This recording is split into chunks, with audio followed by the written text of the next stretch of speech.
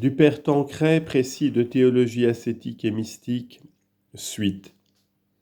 Chapitre 4. Les retours offensifs de l'ennemi. Pendant que nous travaillons à l'acquisition des vertus, nos ennemis spirituels ne restent pas inactifs.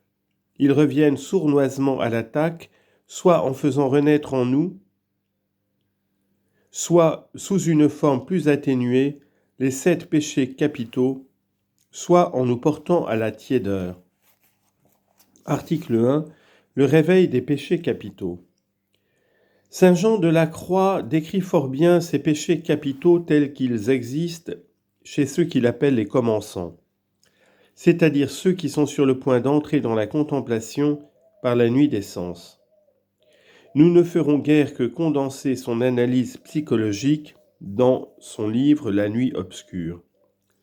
Livre 1, chapitres 2 à 7. Premièrement, du penchant à l'orgueil. Ce penchant se manifeste de 6 façons principales. Premièrement, visant à la ferveur et fidèles à leurs exercices, ces commençants se complaisent en leurs œuvres et s'estiment même à l'excès. Présomptueux, ils forment beaucoup de projets et n'en exécutent presque aucun. Deuxièmement, ils parlent de spiritualité plutôt pour donner des leçons aux autres que pour les mettre eux-mêmes en pratique. Aussi, ils condamnent vertement ceux qui n'approuvent pas leur genre de spiritualité. 3. Quelques-uns ne peuvent supporter de rivaux à côté d'eux. Si d'occasion un rival se présente, ils le condamnent et le rabaissent. 4. Ils recherchent les bonnes grâces et l'intimité de leur directeur, et si celui-ci n'approuve pas leur esprit, ils en cherchent un autre qui leur soit plus favorable. Pour y mieux réussir, ils atténuent leurs fautes, et s'ils tombent dans une faute plus notable, ils la confessent à un autre confesseur, et non à leur directeur ordinaire. 5. S'il leur arrive de commettre un péché grave, ils s'emportent contre eux-mêmes et se découragent, irrités de ce qu'ils ne sont pas encore des saints. 6. Ils aiment à se singulariser par des démonstrations extérieures de piété et racontent volontiers aux autres leurs bonnes œuvres et leurs succès.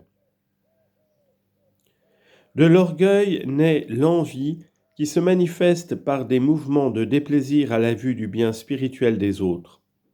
On souffre de les entendre louer, on s'attriste de leurs vertus et à l'occasion, on ne manque pas de les dénigrer.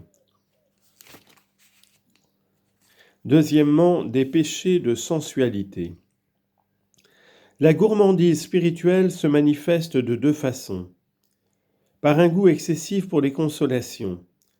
On les recherche jusque dans les austérités, la discipline par exemple, et on importune son directeur pour obtenir la permission de s'infliger des mortifications dans l'espoir d'obtenir ainsi des consolations.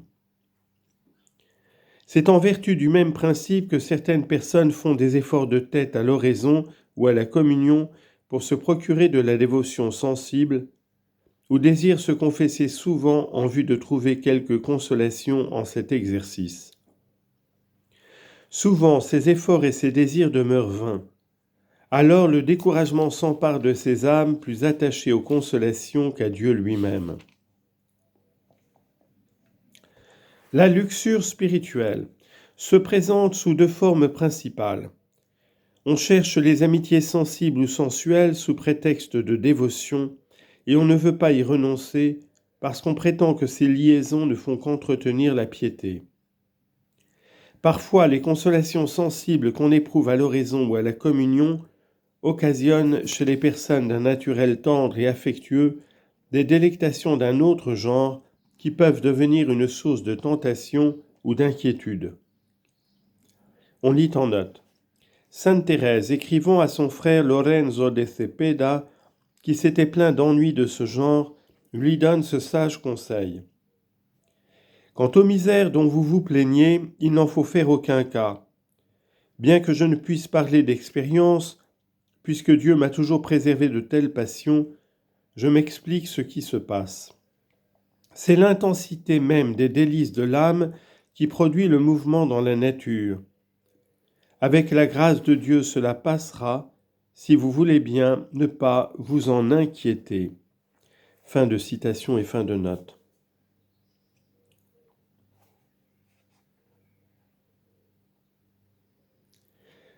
La paresse porte à s'ennuyer dans les exercices spirituels quand on n'y trouve pas de goût sensible et à les abréger ou supprimer, à se laisser abattre quand on reçoit de son supérieur ou de son directeur des ordres ou des conseils qui semblent trop pénibles.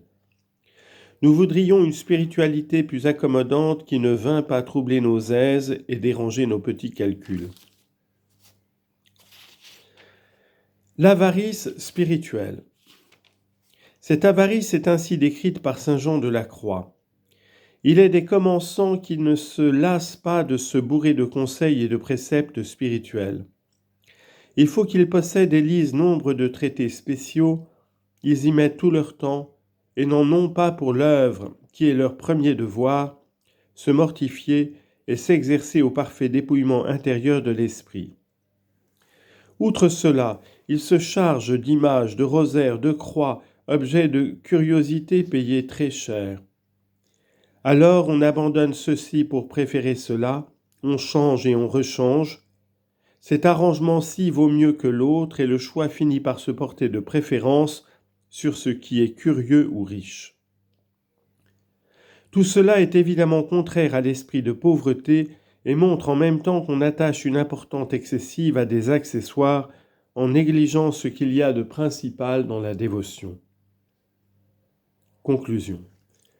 Il est évident que ces imperfections nuisent beaucoup au progrès spirituel. Voilà pourquoi, dit saint Jean de la Croix, Dieu, pour les corriger, les introduit dans la nuit obscure dont nous parlerons bientôt. Quant aux âmes qui n'y entrent pas, elles essaieront de se débarrasser de ces entraves en pratiquant ce que nous avons dit sur l'utilisation des consolations et des sécheresses, sur l'obéissance, la force, la tempérance, l'humilité et la douceur.